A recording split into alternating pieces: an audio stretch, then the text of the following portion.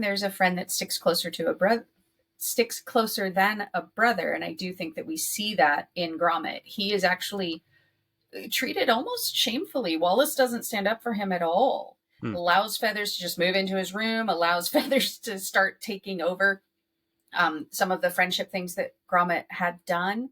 Doesn't even seem to notice it. He seems very oblivious to what's happening. And Gromit ends up outside in a doghouse.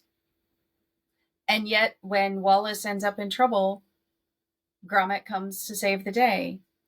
And there's that play on the loyalty of a dog, etc. But he is truly that friend that forgives and helps you when you're in a really, really tough spot. When your trousers have gone crazy.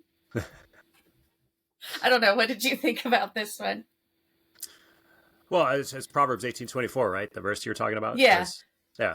One who has unreliable friends soon comes to ruin. Actually, the first part of that. So. Oh, most definitely.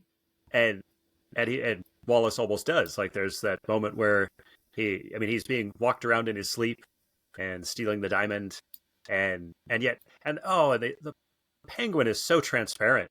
Like, he's so transparent. Like, buttering him up and like bringing him his slippers or it's like so transparent.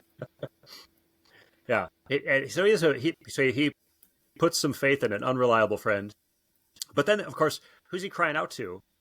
Like, he doesn't even know Gromit's around, but when he's like the trousers are out of control, and he's just calling out Gromit, Gromit. It's just one could argue what is it? There's that joke. There will always be prayer in schools as long as there's tests. Yeah. The idea that even people who don't claim to want to know or honor God, when they get into a scrape, will start calling out for him. Right? Now see now see you just touched on that. Like, Wallace is the sort of the parallel for God's relationship with us in some ways in this episode. Right? It says, because what you were saying, like, there's a friend who sticks closer than a brother. Certainly that applies to man's best friend. Indeed. Which would be the dog. But he's almost Christ-like, right? I mean, he is shunned. He in fact, even if you go to the beginning, I think, sadly, if we're honest with ourselves, sometimes we treat our relationship with God like Wallace. We kind of want it on autopilot. We don't want a real relationship. The birthday present that he gives him was almost heartbreaking. Like, I've got legs that will walk you for you, so I don't have to. So I don't. Yeah, and that's just like, when our prayer life goes dry, when our all the different ways we just kind of want relationship with God to be on autopilot until we have a problem, until now I need something.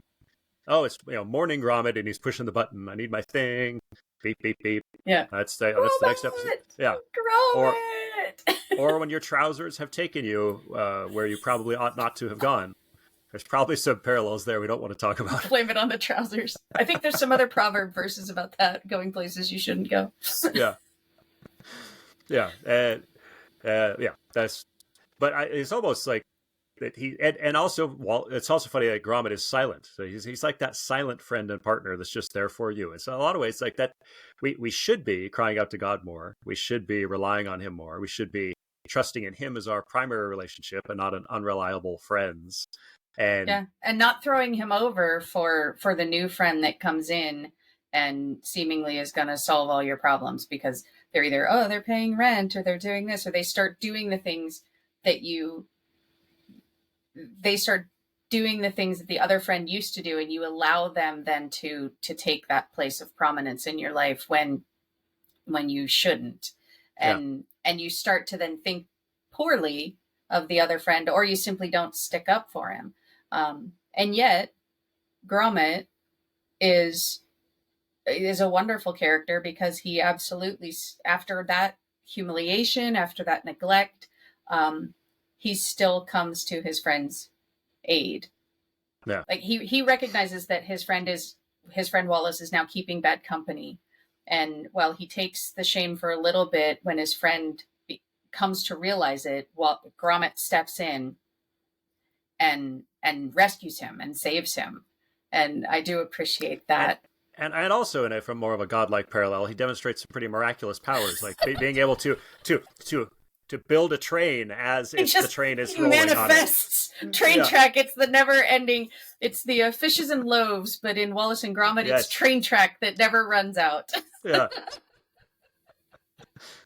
So he does become, from that cartoon perspective, almost the magical friend, or the friend that can almost do anything and achieve anything to save you, and it's all the superpowers. So it almost reaches that state of otherworldly. It's a cartoon, so I think all of them do in that sense. But you have this metaphor for really, I think, in a good way, whether it's a dog, a human, or truly a divine relationship. It's that friendship that we should want to have and take for granted or not grateful for. Yep.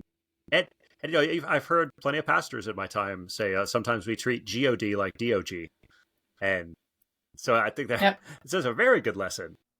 We hope you enjoyed this snack-sized taste of popcorn theology. Check out the full episode using the link in the description. Subscribe on YouTube for more content. Follow and interact on social media to share with others. And remember, you are not a mindless consumer.